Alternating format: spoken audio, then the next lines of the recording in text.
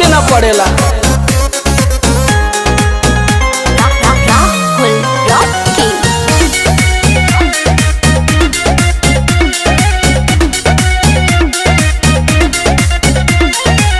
चैती बयरिया मचौले बतबाही, लस लस देह करे आवेला जम्हाई।